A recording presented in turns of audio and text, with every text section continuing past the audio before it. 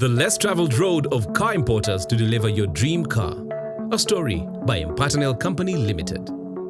Buying a car in Uganda is a costly undertaking, especially given the fact that Uganda doesn't manufacture cars yet.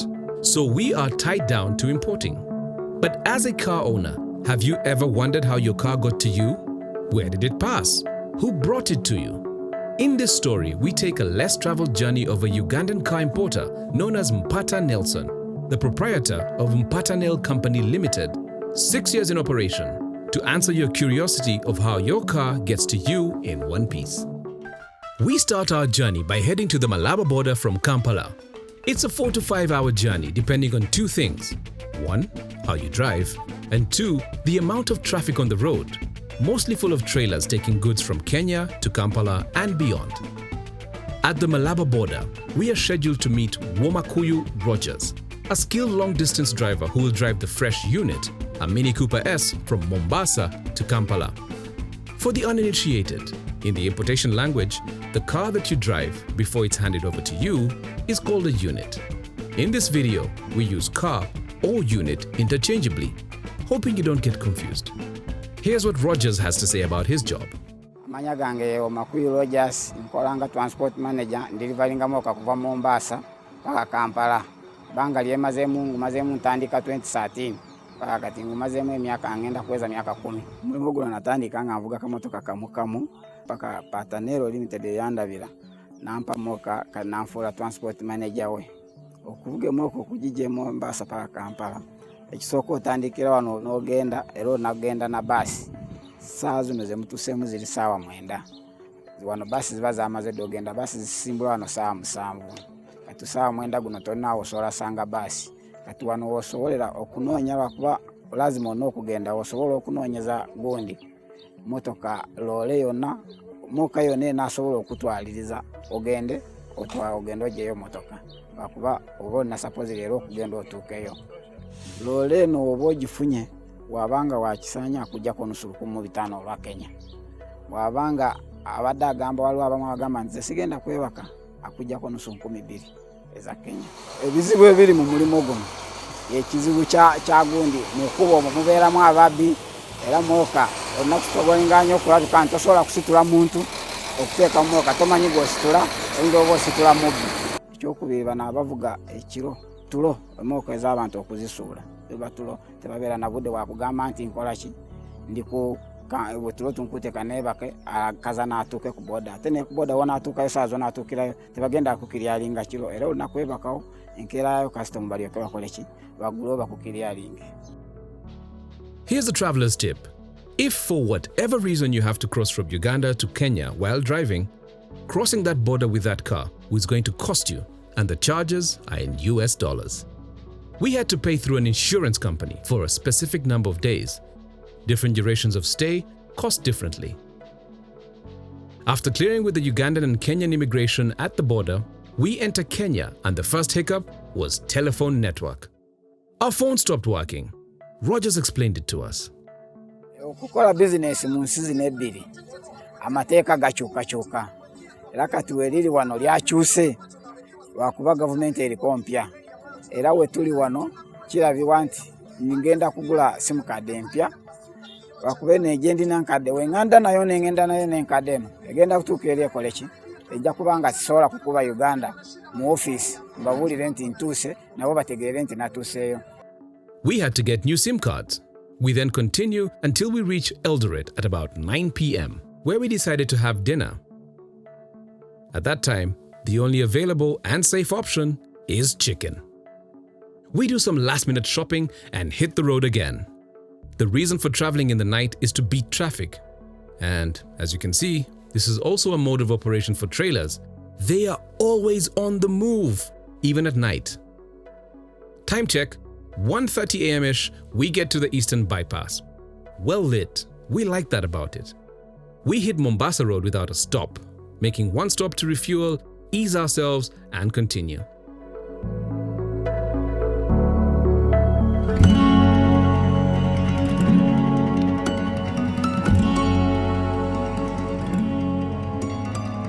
The sunrise of the following daybreak found us in Tsavo East National Park. That is 400 kilometers from Nairobi and 330 kilometers remaining to reach Mombasa port. Mombasa Road is quite eventful. The traffic police are busy, there's a number of road accidents because of the speed. We hustle on, yes, that's us, hoping to reach our destination and have breakfast. We reach Mombasa at 9:30 in the morning, checked into Pride Inn Hotel, ready to freshen up. The cost of the rooms is not as affordable as the ones in Uganda, but we have no choice. We wanted to stay near the port for obvious reasons. Day 3. We drive to Mombasa port to meet our connect. Filming at the port is not allowed for security reasons. Thanks to Mr. Mpaatanel's proactiveness though, we have all that is required to film at this port. We are cleared in and greeted by a humongous ship known as Mercury Ace, a cargo vessel designed to carry cars, and it is in the process of offloading. Upon introduction, we find out that Mercury Ace is not here for long because the more time she spends docked at the port, the more money she has to pay. We meet Hamid from Mercantile Cargo Terminal Operations Limited, the man in charge of receiving the fresh units being offloaded before they head over to the designated CFS. A CFS is a container freight station, also known as bond or warehouse. A CFS is always nominated by the customer themselves or the agent buying the unit on behalf of the customer. Hamid tells us about his work in regards to what we came to find out. My name is Hamid Abdul Samad. I'm from Mercantile Cargo Terminal Limited. Mercantile Cargo Terminal Limited is a stevedoring company offering port services for many shipping lines. We do car carrier business, also container terminal business. All these ports, they have their challenges while coming back down to Mombasa. i.e. Dubai to Mombasa is around 7 days sailing. And India to Mombasa, it's roughly also like 21 days. But we have other factors of the weather when coming down from either the port of loading to Mombasa. That is one of the biggest challenges to make these ships delay to arrive on time. Another aspect is the congestion at the port. Sometimes, like today, we are very lucky to have this empty berth. This Glowfish contest, we were expecting it today, but she has delayed in Dar es Salaam. She has not secured berth up to now, of which, as per ship schedule, she was supposed to arrive today in Mombasa, and by now will be working. But unfortunately, the congestion in Dar es Salaam has costed the ETA in Mombasa.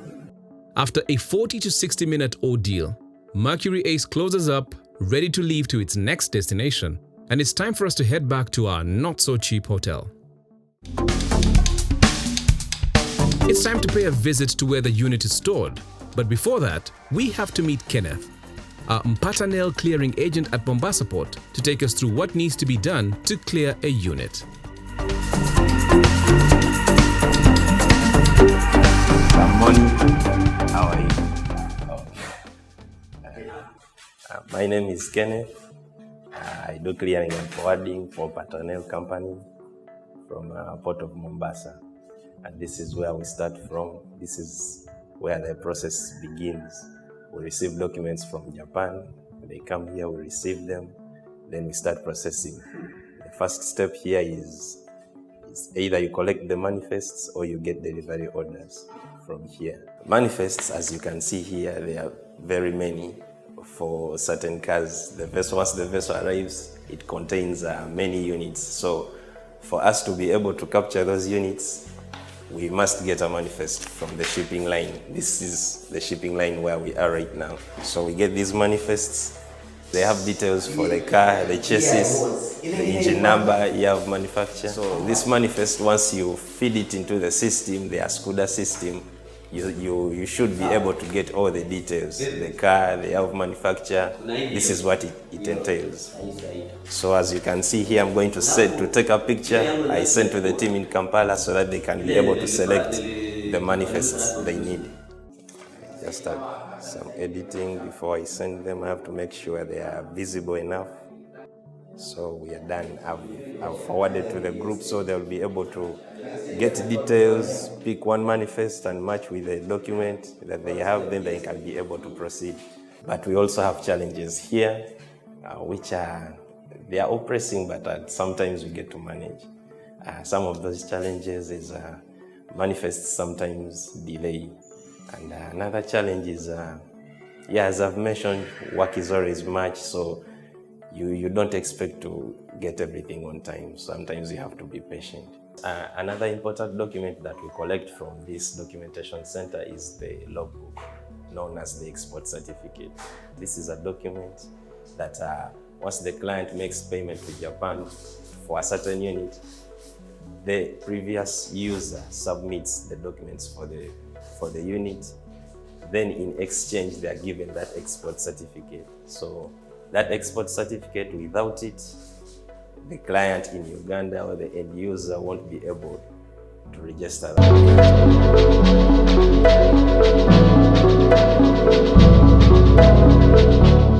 After Kenneth's short process, because the office isn't so busy on Saturdays, we can now head to the CFS or container freight station to get an understanding of how a unit is cleared to hit the road. Anthony, in charge of front office operations at this CFS, briefly takes us through. I'm Anton Mwanza Joel, here in regional logistics, in charge of front office operations and the billing as well as the payment for the units here in regional logistics. Now, in the container freight station CFS, we have a head of KRA who is in charge of all the operations which happens here in the station, where by the terms used by the Kenya Revenue Authority is the head of verification officer, HVO. Now we have another office where we have the customs office, as it is indicated, which is also under KRA, which is Kenya Revenue Authority, which deals with the operations and what happens on the ground.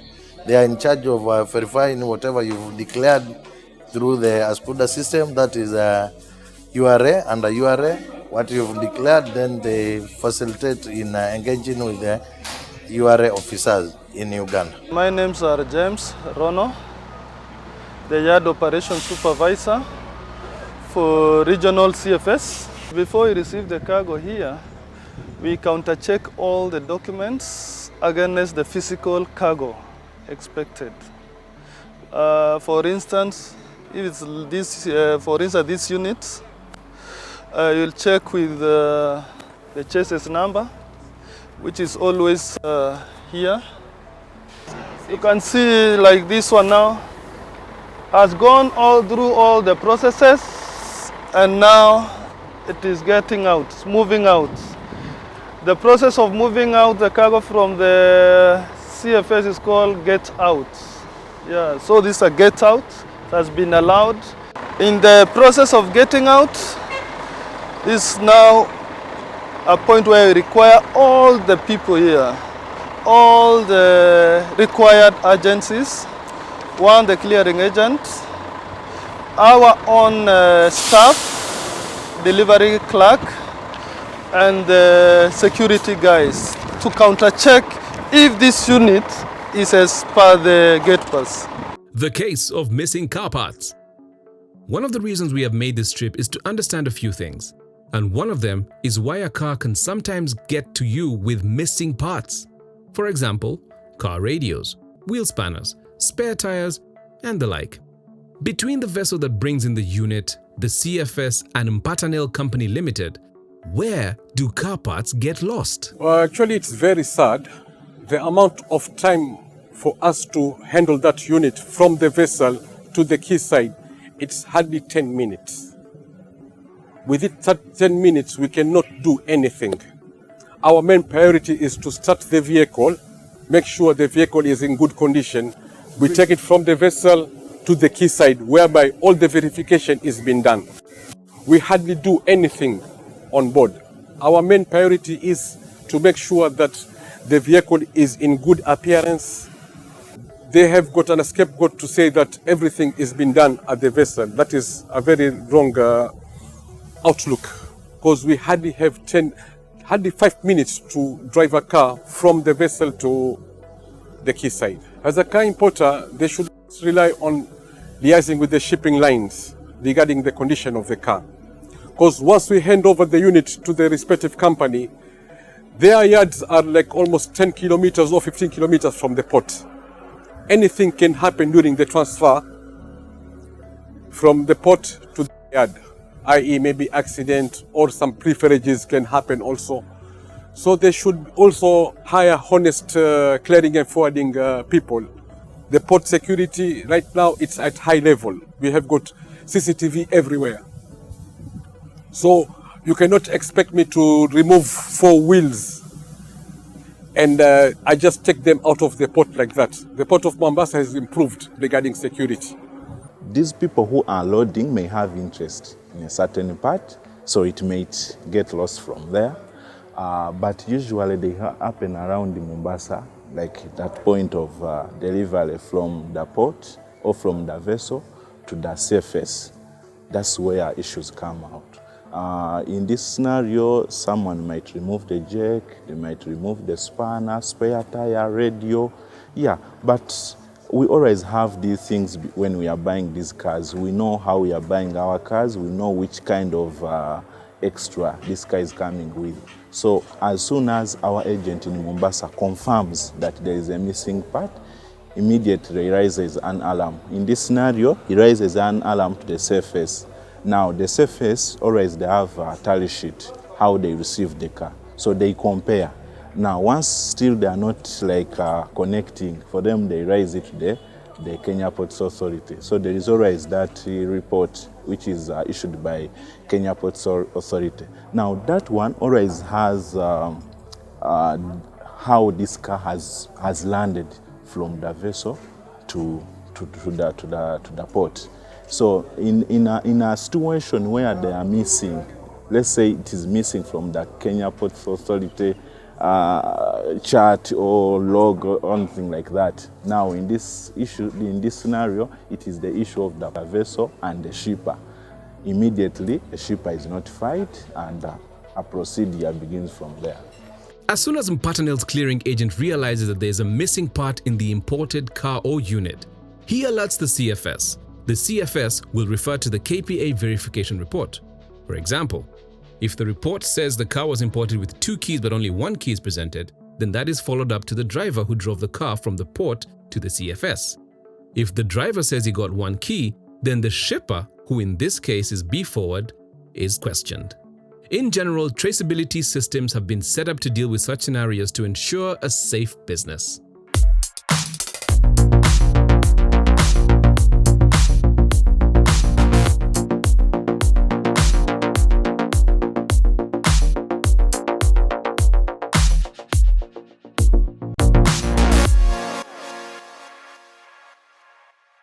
The unit we came for. Finally, our Mini Cooper S is cleared, ready to hit the road to Kampala. There are so many bad things that can happen to that Mini Cooper before it reaches Kampala. One of them is getting involved in an accident. As in Mpaatanel, we have qualified, experienced drivers. For example, Rogers, he's been working with us for some time. He's good at what he does. And to ensure quality delivery, we make sure that this driver is paid in time. He's also paid a reasonable amount. By doing that, we are trying to minimize on the turnover. You know, these accidents always happen when someone wants to make more rounds. Brings the car to Kampala, immediately goes back, gets another one, comes back, something like that. In this scenario, our driver is only allowed to carry only 2 cars to Kampala in a week, while others can even carry 4. For us, only 2.